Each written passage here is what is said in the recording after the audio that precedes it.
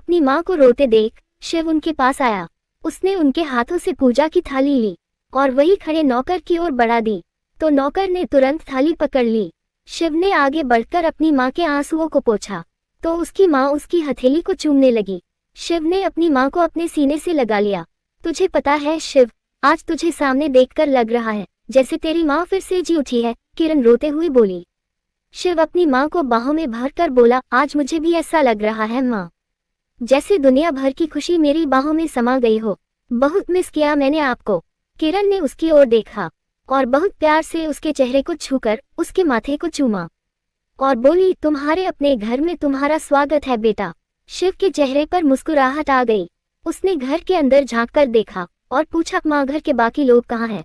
कोई नजर नहीं आ रहा। मैंने तो सोचा था कि सब मेरे वेलकम के लिए तैयार खड़े होंगे। किरण ने उसकी कलाई थामी और उसे घर के अंदर लेकर आई।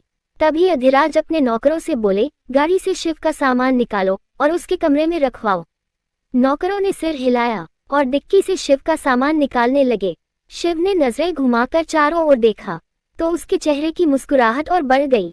वो फिर से अपनी माँ से कुछ पूछने ही जा रहा था कि तभी किरण बोली, शक्ति इंदौर में नहीं है, दोस्तों के साथ आगरा गया है। टीना और ओमी कॉलेज गए हैं और उन्हें पता नहीं है कि तू इंडिया आ गया है।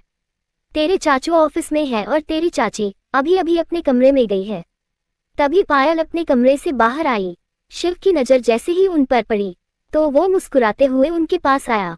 उसने उनके पैर छुए तो पायल उसके सिर पर हाथ रखकर बोली, जीते रहो। आपने मेरे सिर पर हाथ रखकर मुझे आशीर्वाद दिया, मुझे बहुत अच्छा लगा चाची। शिव उनकी ओर देखकर बोला। पायल मुस्कुराने की कोशिश करने लगी। शिव फिर से कुछ कहने जा ही रहा था कि तभी तुलसी बोल पड़ी, शिव बेटा सफर करके आए हैं आप, नहा लीजिए और जल्दी से नीचे आ जाए, क्योंकि आज आपकी माँ ने सारी चीजें आपकी पसंद की ही बनाई है। बस 5 मिनट में आया दादी। शिव इतना कहकर दौड़ता हुआ अपने कमरे में चला गया। तभी डॉक्टर ने हॉस्पिटल के बेड पर बेहोश पड़े शिव की बांह पर इंजेक्शन लगाया तो सुई की चुभन से वो अपने बीते हुए कल से बाहर आ गया और थोड़ी ही देर में सो गया। दूसरी ओर रति ऑफिस की अपनी डेस्क पर बैठी अपना काम कर रही थी और सामने के कैबिन में बैठा अजय उसे एकटक देख रहा था। वो मन ही मन बोला, मुझे तो लगा था कि ये लड़की शायद मेरे ऑफिस में ज्यादा देर टिक नहीं सकेगी, पर ये तो बहुत अच्छे से अपना काम कर रही है। लड़की पढ़ी लिखी होने के साथ साथ मेहनती भी है और खूबसूरत भी। अपने ही मुंह से काजल के लिए ये खूबसूरत शब्द सुनकर अजय चौंक गया। उसने अपने आसपास देखा और फिर काजल की ओर देखकर बोला, ये क्या सोच रहा हूँ मैं, वो मेरी एम्प्लॉय है, मुझे उसके बारे में ऐसा नहीं सोचना चाहिए। अजय ने फिर से अपने काम पर ध्यान देने की कोशिश की, पर कुछ देर में लंच ब्रेक हो गया और सब लोग अपना अपना टिफिन लेकर खाना खाने चले गए।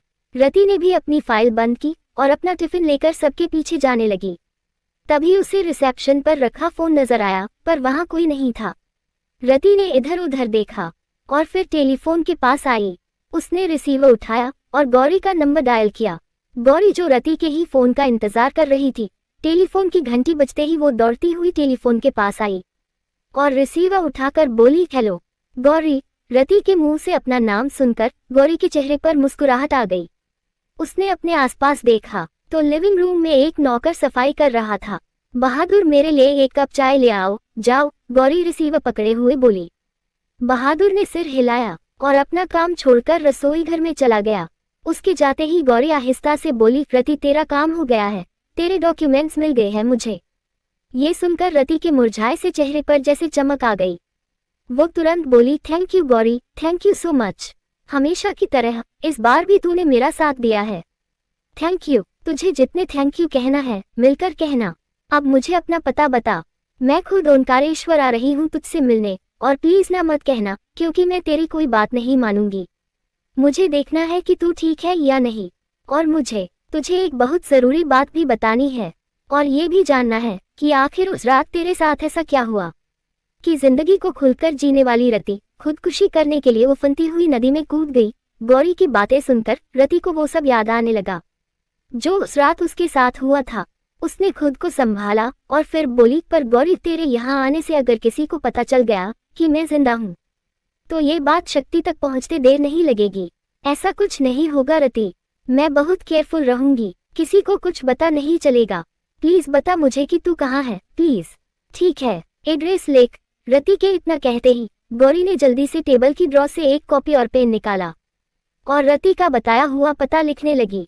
पता लिखते ही गौरी बोली, परसों संडे है और मैं संडे को ओंकारेश्वर आ रही हूँ, इसलिए प्लीज अपने बताए पते पर ही मिलना। ठीक है, अब मैं फोन रखती हूँ, बाय। गौरी के बाय कहते ही रति ने रिसीवर नीचे रख दिया और वहां से चली गई। इधर गौरी ने भी रिसीवर नीचे रखा और कॉपी में लिखा हुआ एड्रेस पढ़ने लगी। एड्रेस पढ़कर उसने पेज फाड़ा और पलटी।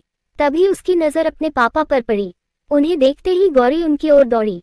उसके पापा अरुण मित्तल ने जैसे ही अपनी बेटी को देखा तो मुस्कुरा दिए। पापा, Shakti Kapoor group of company का मैनेजिंग डायरेक्टर बनने जा रहा है। आपने मुझे ये बात क्यों नहीं बताई? गौरी ने पूछा। उसके पापा ने अपना सूटकेस नीचे रखा और उसकी बांह पर हाथ रखकर 2 कदम चलकर बोले, बेटा, शिव के जाने के बाद किसी ना किसी को तो उसकी जगह लेनी ही थी, तो शक्ति से बेहतर ऑप्शन इस वक्त कोई नहीं है। फिर वो भी तो अधिराज का बेटा है और शिव की जितनी ही काबिलियत रखता है। हाँ, उसे गुस्सा थोड़ा ज्यादा आता है पर वो अपना काम बहुत अच्छे से करता है। पर पापा, उसने रति की जा। इतना कहकर गौरी चुप हो गई और मन ही मन बोली, ये क्या करने जा रही थी गौरी?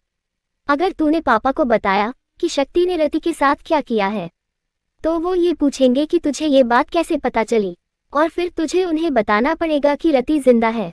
तभी अरुण ने पूछा, क्या हुआ बेटा? बोलते बोलते रुक क्यों गई? गौरी ने मुस्कुराने की कोशिश की और अपने पापा की बांह दोनों हाथों से पकड़कर बोली, मैं ये कह रही थी कि शिव और रति को इस दुनिया से गए अभी ज्यादा वक्त नहीं हुआ है, तो इतनी जल्दी क्या है शक्ति को मैनेजिंग डायरेक्टर बनाने की? कम से कम शिव और रति की बरसी तक तो रुक ही सकते हैं। बेटा, शादी ब्याह की बात होती तो रुक सकते थे, पर बात बिजनेस की है। वैसे भी शिव की मौत की खबर सुनकर हमारी कंपनी के शेयर ताश के पत्तों की तरह गिर रहे हैं। कंपनी को चलाने के लिए किसी के हाथ में सारे पावर्स देना जरूरी है बेटा। पर तुम इतने सवाल क्यों कर रही हो? अरुण ने पूछा। उनका सवाल सुनकर गौरी सिटपिटा गई और फट से बोली, बस ऐसे ही पापा, आज मैं दादी से मिलने गई थी, वही शक्ति से इस बारे में पता चला, बस इसलिए आपसे पूछ लिया। अरुण ने उसकी बातें सुनकर बहुत प्यार से उसके सिर पर हाथ फेरा तो गौरी बोली, पापा, संडे को मेरे सारे फ्रेंड्स ओंकारेश्वर घूमने जा रहे हैं, मैं भी जाऊं? प्लीज जाओ बेटा, अरुण मुस्कुराते हुए बोले। तो गौरी खुशी से उछल पड़ी।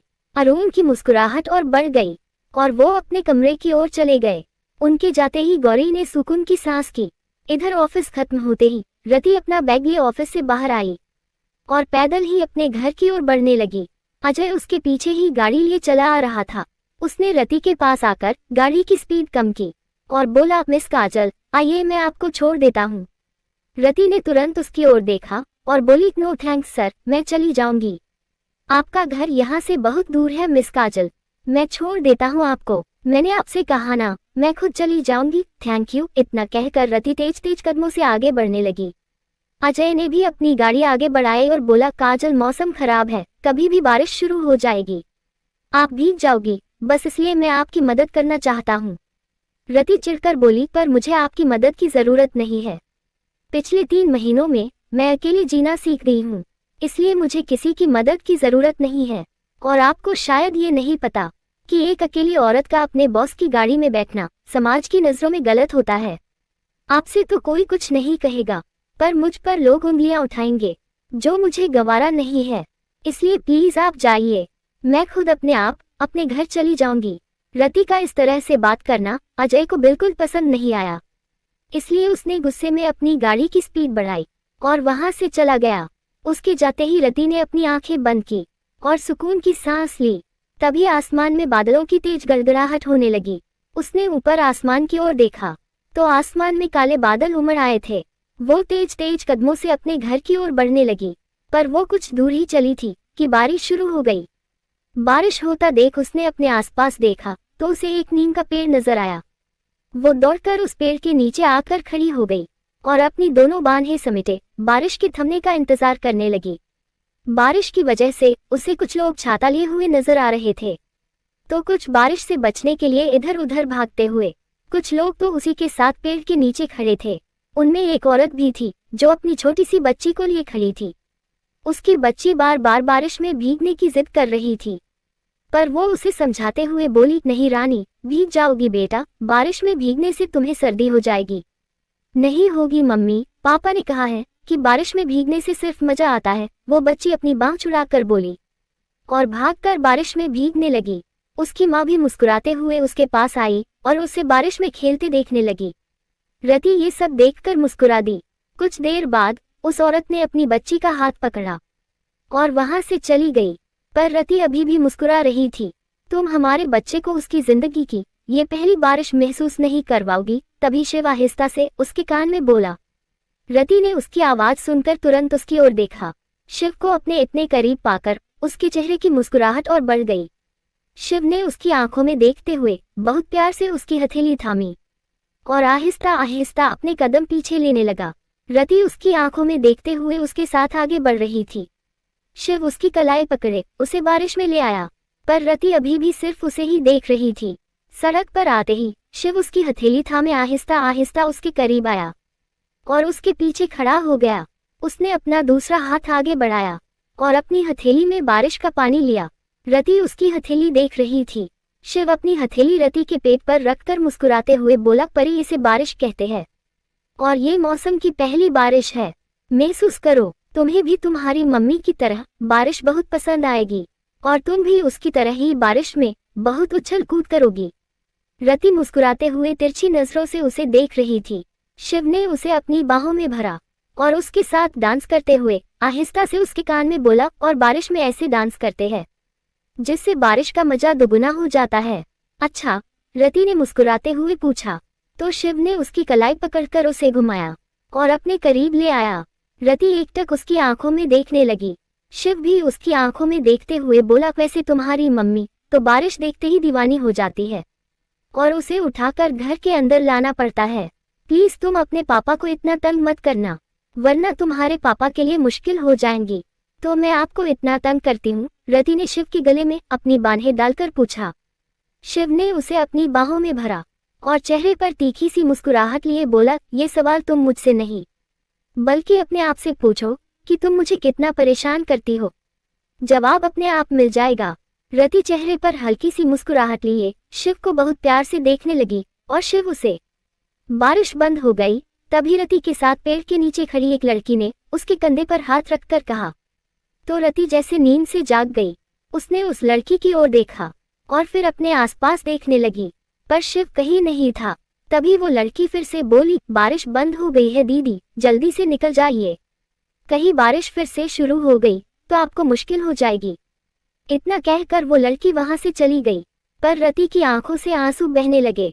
वो कुछ देर वही खड़ी रोती रही और फिर मन ही मन बोली, महादेव, बचपन से आपकी पूजा करती आई हूँ, कालों के काल महाकाल की भक्त हूँ, इसलिए शायद उस उफनती नदी में कूदने के बाद भी आज जिंदा हूँ। पर मेरे शिव तो आपके मुझसे भी बड़े भक्त है। अगर आपने मुझे बचा लिया है तो मेरे शिव को भी जरूर बचाया होगा। मुझे मेरे शिव लौटा दीजिए महादेव, लौटा दीजिए। रति के मुंह से एक बार फिर अपना नाम सुनकर शिव के शरीर में हलचल होने लगी और उसे वो हादसा याद आने लगा जब पहाड़ी पर उसकी और शक्ति की लड़ाई हो रही थी। वो दोनों एक दूसरे को मार रहे थे। कभी वो शक्ति पर भारी पड़ता तो कभी शक्ति उस पर। तभी शक्ति के हाथ में गन लग गई और उसने शिव पर गोली चलानी चाही, लेकिन शिव ने दौड़कर उसका हाथ पकड़ लिया। दोनों ने ही गन पकड़ी हुई थी। इसी बीच शक्ति के हाथ से गन चल गई और गोली शिव के कंधे पर जा लगी। शक्ति ने घबराकर उसे खुद से दूर धकेला तो शिव पहाड़ी पर जा लटका। शिव ने पलटकर नीचे देखा तो नीचे उफनती हुई नदी बह रही थी। उसने ऊपर आने की बहुत कोशिश की और फिर शक्ति की ओर देखा जो खड़ा मुस्कुरा रहा था। तभी शिव का हाथ छूट गया और वो नीचे नदी में जा गिरा। लेखिका कविता वर्मा।